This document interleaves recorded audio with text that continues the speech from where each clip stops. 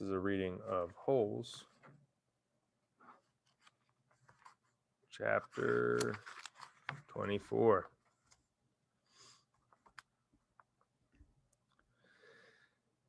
Stanley was half asleep as he got in line for breakfast, but the sight of Mr. Sir awakened him.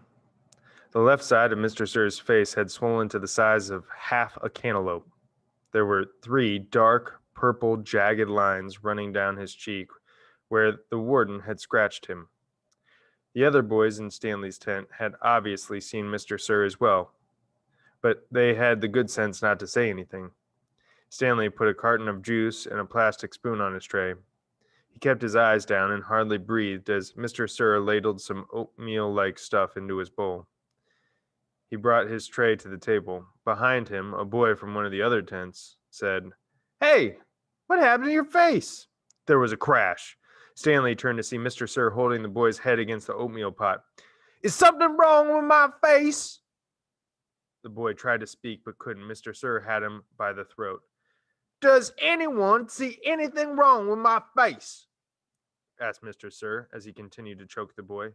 Nobody said anything. Mr. Sir let the boy go. His head banged against the table as he fell to the ground. Mr. Sir stood over him and asked, "How does my face look to you now?" A gurgling sound came out of the boy's mouth. Then he managed to gasp the word, "Fine." "I'm kind of handsome, don't you think?" Yes, Mr. Sir." Out on the lake, the other boys asked Stanley what he knew about Mr. Sir's face, but he just shrugged and dug his hole. If he didn't talk about it, maybe it would go away. He worked as hard and as fast as he could, not trying to pace himself. He just wanted to get off the lake and away from Mr. Sir as soon as possible. Besides, he knew he'd get a break.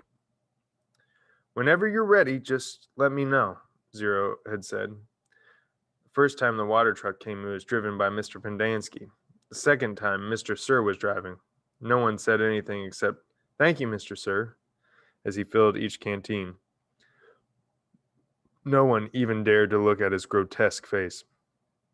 As Stanley waited, he ran his tongue over the roof of his mouth and inside of his cheeks.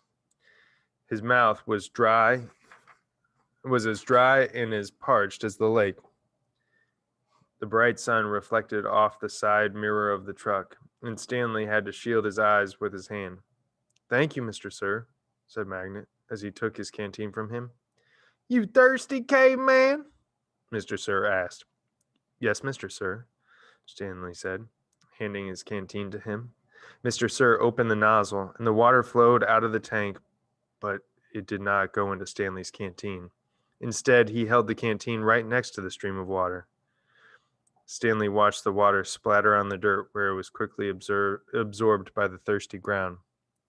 Mr. Sir let the water run for about 30 seconds, then stopped. "You want more?" he asked. Stanley didn't say anything. Mr. Sir turned the water back on, and again Stanley watched it pour onto the dirt. "There, that should be plenty." He handed Stanley his canteen. Stanley stared at the dark spot on the ground, which quickly shrank before his eyes. "Thank you, Mr. Sir," he said.